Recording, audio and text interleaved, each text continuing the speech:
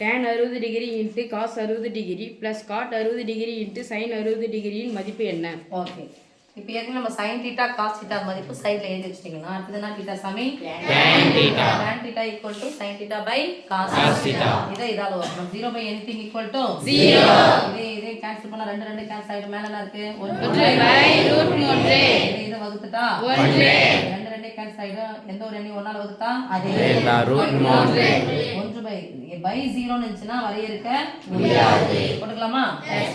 tan 60 டிகிரியின் மதிப்பு என்ன? √3 இன்டு cos 60 டிகிரியின் மதிப்பு என்ன? 1/2 பிளஸ் cot 60 டிகிரியின் மதிப்பு என்ன? cot θ என்னது? tan θ வினுடைய தலைகீழி. அப்போ tan 60 டிகிரியின் மதிப்பை தலைகீழா போட்டுறணும். tan 60 டிகிரி மதிப்பை தலைகீழா போட்டா என்னது? 1/√3. ஆமாதானே? Yes miss. இன்டு sin 60 டிகிரியின் மதிப்பு என்ன? √3/2.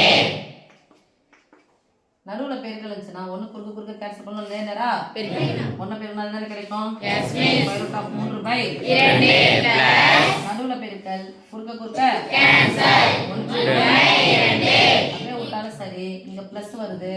ஆமாதானே? Yes miss. அப்ப பகுதிகள் ஒரே மாதிரி இருக்கான்னு பார்த்தா ஒரே மாதிரி தான் இருக்கு. எத்தனை முறை 2 வந்தாலும் ஒரே மாதிரி. √3 + 1 போட்டாலும் சரி, நான் 1 + √3 போட்டாலும் சரி. சப்போஸ் √3 னுடைய மதிப்பு உங்களுக்கு கொடுத்திருந்தா √3 னுடைய மதிப்பு என்ன சாமி? 1.732. கூட்டி போட்டா என்ன வரும் பாருங்க.